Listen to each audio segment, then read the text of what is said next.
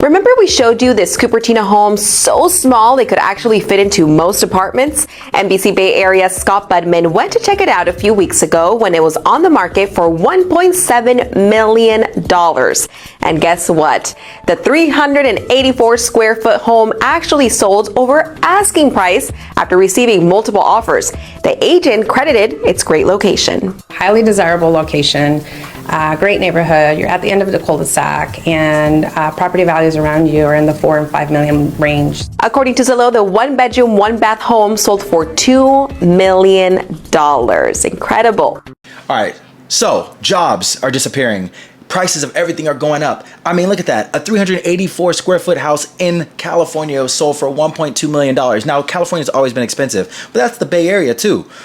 $2 million for 400 square feet darn there? That's crazy. Somebody down below tell me how much money, like price per square foot that is. Let me know what that is. So with everything going crazy, we're going to look at another home, a crazy home price here in California. Then we're going to look at some of the things that have happened with our jobs and, you know, the future of renting and owning a home. All right. My name's Quan. Welcome to the Quan Bailey Show, guys. Don't forget to like, comment, subscribe. We're here talking about all things from dating to real estate to just the socioeconomic status of like our country and where we are as people. So if that sounds good to you guys and you guys want to see me react to some of these clips, don't forget to click that subscribe button, like the video so it grows. Also, do me a huge favor and down below suggest other topics to talk about because I've got a lot in the queue and we're right back at it, man. So let's get to it. So next clip, we're going to look at this home for sale in Orange County, California for $500,000. What do you think you can get where you live for $500,000? Let's go.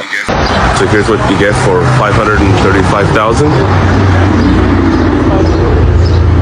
Beautiful city of Santa Ana, California. Let's go. So this would be your living room. It's probably, I don't know, 8 by 8. After that, you walk into your dining room, your kitchen, and then right next to your kitchen, you have your bathroom with the talking toilet. Hello. Here's your guest bedroom, I guess. I don't know if you guys noticed, but the floors are uneven everywhere. Here's your master bedroom with the foundations already falling apart. Check this out. Here's your ceiling for your master bedroom.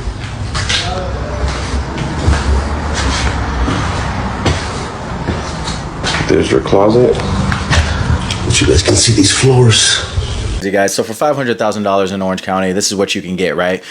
And looking at it, of course, that's a teardown. I mean, you're basically just buying that land at this point, and someone going in there can do that. But like as jobs are disappearing and rental prices are going up and home prices are going up, how are we going to afford things? I've got another video for you guys that's going to go over how housing and rent has been progressing for the past 30 years and what it's going to do in the next 30 years. So a 60-year span, 1994 to 2054. Let's check it out. My biggest concern with our country turning into a renter's economy is how will the millennial and Gen Zers retire comfortably if they don't own a house and are going to have to rent forever? Because if you look at 1994, the average house was $130,000 and rent was $450. If someone bought a house in 1994, 30 years later, today, that home is probably worth around $400,000 and it's paid off. That is part of their net worth. Rent is $1,950, but they don't have to pay $1,950 because their house is paid off. They have property taxes and homeowners insurance for only $600. Well, what if the same thing happens in the next 30 years? The average house in 2054 will be $1.2 million, rent will be $8,500, but the property tax and homeowners insurance on this home will only be $2,000. So if someone was able to buy a house now or a couple years ago or in a few years, they'll have a house worth $1.2 million in their net worth. They won't be burdened with $8,500 and they can retire with the housing burden of only $2,000. But what about the generation or the people who can't buy a house and in 30 years they're going to be spending $8,500 on rent? How do you retire if your rent's going to be $8,500? You go, Freddie, that's ridiculous.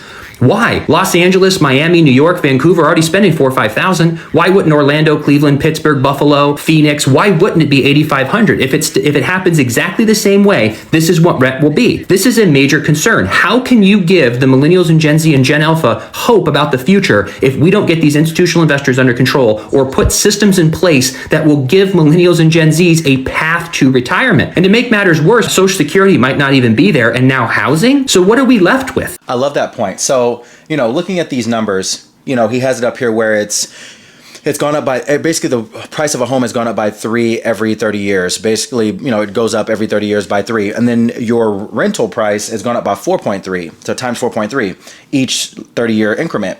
So if we're looking at that, my problem, or the thing that I see as a millennial myself, I'm 32 years old. I've paid rent my whole life. Right now, my rent's about $1,750 in Southern California, but I have a roommate. So our apartment's about $3,500 a month. I lived in an apartment before this that was a 1-bedroom with my previous girlfriend that was like $4,100 a month, plus parking like $4,400 a month. So I've actually already been on the upper echelon of rent payments for most of my adult life. And I will tell you, it is really hard because you're just paying for something that you don't get any equity, and you're not like getting anything back for that. You're not really progressing. But I had a conversation with my mom recently where she was like, she doesn't even believe in owning a home anymore. She actually just sold her house because she feels like the freedom of being able to move around and do what you want to do. I personally feel like with a lot of this information, the American dream is kind of dying in a sense. But let's watch one more video real quick, guys, that kind of talks about what's going on with jobs right now. The mother of all layoffs has arrived. So let me get this straight. We have people applying to hundreds or thousands of jobs, hearing back from maybe 10 of them and getting an interview from maybe 2 of them, only to be ghosted or given an unbearably low salary. We also have AI parsing out all of our resumes at lightning speed for things that don't even actually matter, not even giving us a fighting chance. And now we're going to have the mother of all layoffs. But no one wants to work anymore. So again, I think that's an amazing point that he just made. So, my generation is kind of known for, we don't stick with a job long enough. We don't want to work. We just want to play. We don't take anything seriously. We don't work hard enough, right? But if you're looking at it, I know friends who got laid off or left their jobs 2 years ago who still can't find jobs today, and they are very qualified, master's degrees, great careers, 10 years experience, all that stuff, and they can't find jobs. People are applying for hundreds of jobs and they're not getting anywhere. And I have to be honest, I can't relate because I've done social media and been a personal trainer, have my own personal training business for most of the last decade. And for me, as long as I have 3 or 4 clients and I'm doing at least a little something on social media, I'm able to pay my bills, no problem. Even my expensive lifestyle here, most of my expenses are about $6,100, $5,500 to $6,100 a month, depending on what I'm doing.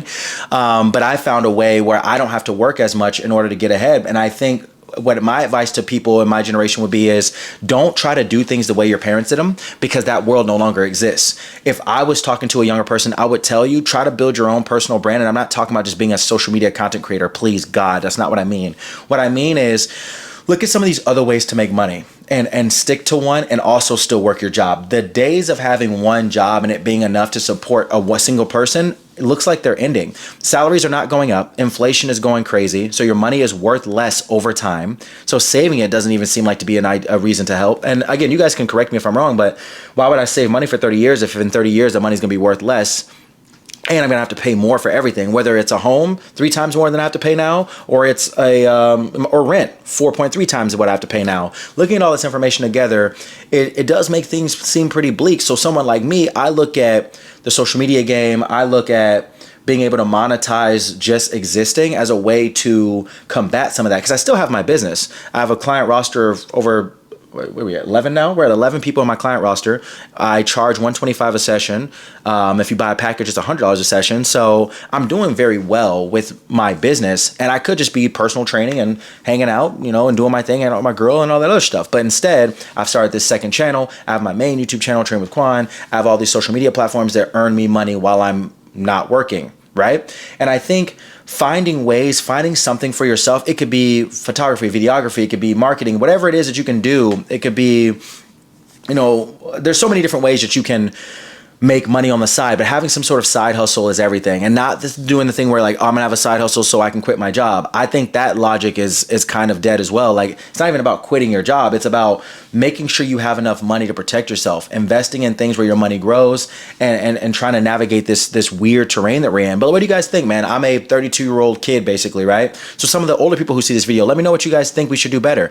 How do you guys feel about my points? This video is something that is really outside of my wheelhouse. I did go to school for finance originally. I do know how to read these numbers. I do know what's going on, but I struggle because I've been out that game for 13, 14 years. I've been just focused on being the best fitness trainer and the best social media creator that I can be for most of that time. And it's paying off for me, but I'm seeing my friends who focused on their careers on those more traditional careers really struggle. And I've seen a lot of them get into the content creation space, the UCG space, which is user generated content, where you don't have to be a content creator, like a big name creator, but you create for brands. I've seen people go into so many different things that have nothing to do with their degrees because of the state of the economy. I mean, tech people are losing their jobs like crazy. Real estate people are losing their jobs like crazy. I mean, houses aren't selling. It's just getting wild. What kind of correction do we think is going to come? And just so you guys know, I just want to say I love you guys very much. Thanks for joining me for today's episode. We're going to continue to get better. I'm stepping outside my comfort zone. It's not about my muscles right now. You know what I mean? It's about me using my brain and connecting with you guys and us talking about the things that, you know, matter to us. So we've got some dating videos coming, guys. I got some clips sent to me. I saw like the first few seconds of some of them. Good Lord, they are crazy. I can't wait to talk to you guys about that. My girlfriend will be back in town soon. If you guys know from my other channel, Train with Quan, I did some videos with her where we reviewed some dating stuff. We're going to look at some economy stuff as well. So she'll be a guest on the channel. I'm going to bring some other people in my life on the channel. I think my roommate be a great person. Just seeing how people are surviving out here in Los Angeles where our expenses are so high and most of us kind of like hustle and freelance. I think people really should look into more freelancing and keeping their job, not quitting my job to freelance. I made that mistake years ago. And so now that I basically, you know, have my company that's full-time and then I have content creation that's also full-time, I have 2 full-time jobs, and I finally feel like I'm getting ahead in my life. So let me know what you guys think. I appreciate you guys. I love you guys. More videos coming. Click that subscribe button for your boy so we can keep growing, and I'll see you in the next video. Thanks, folks.